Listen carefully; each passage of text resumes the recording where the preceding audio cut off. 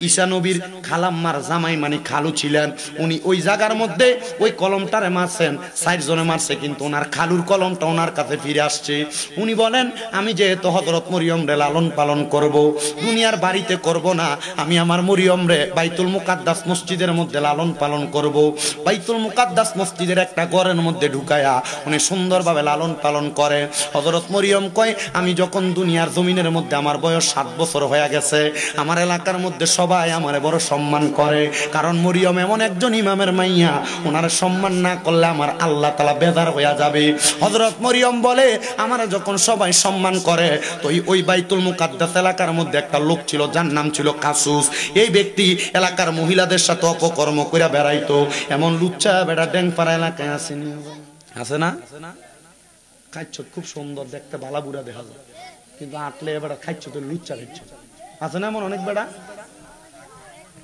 থাকলেও কইতো না। আল্লাহ এগুলা থেকে আমরা হেফাজত করুক, জোরে কোন আমিন। মনে রাখবেন, নবী কইছে কাল কিয়ামতের ময়দানে 3 প্রকারের ব্যক্তি আমি নবীর রহমতের ছায়া পাইতো না। এর মধ্যে 1 নাম্বার হলো শায়েখু জানি, মানে বুড়া জিনাখোর। বুড়া জিনাখোর, বুড়া হয়ে গেছে, এমন লুচ্চামি ছাড়ছে না, এমন বেড়াইতের কথা কইছে নবী। চিন্তা করে দেখছো? আমার মুসলমানেরা গভীর মনোযোগ দেন। ওই কাসুস নামক লোকটা হযরত মরিয়মের ঘরের দরজায় দাঁড়াইছে। মরিয়ম বলে, আমি গোসল শেষ করে ওই দরজার মধ্যে আসছি।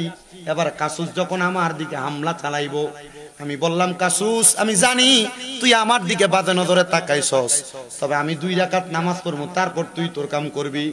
হযরত মরিয়ম কয়, আমি 2 রাকাত নামাজের নিয়ত বান্দা সেজদা থেকে আর মাথা উঠাই না, আমি আমার আল্লাহ তাআলার কাছে কাঁদতাছি, আল্লাহ,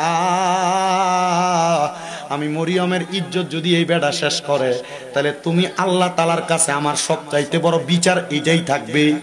আল্লাহ তাআলার বান্দি হযরত মরিয়ম যখন 2 রাকাত নামাজ পড়ছে, ওই কাসুস নামক ব্যক্তিটা মরিয়মের দিকে যখন ফিরছে, আমার আল্লাহ আদেশ করে আসমান থেকে, মরিয়ম, কাসুসের দিকে অন্য কোনো কিছু করা লাগবে না, শুধু তোমার মুখ দিয়া একটা ফু দাও। হযরত মরিয়ম কয়, আমি 2 রাকাত নামাজ পড়া ওই দিকে একটা ফু দিছি, ফুটা মারতে দেরি আমি দেখলাম কাসুস নামক ব্যক্তিটা আমার দরজার কেবার গুলার মধ্যে ধরা ছিল। দরজার যেই সাইড গুলা, কি কয়, চৌকাটের মধ্যে ধরা ছিল। আমি দেখলাম চৌকাট গুলা সিরা, ওই ব্যক্তিটা ওয়ালের সঙ্গে ধাক্কা লাগে মাথা ফাইটা ইন্তেকাল করছি।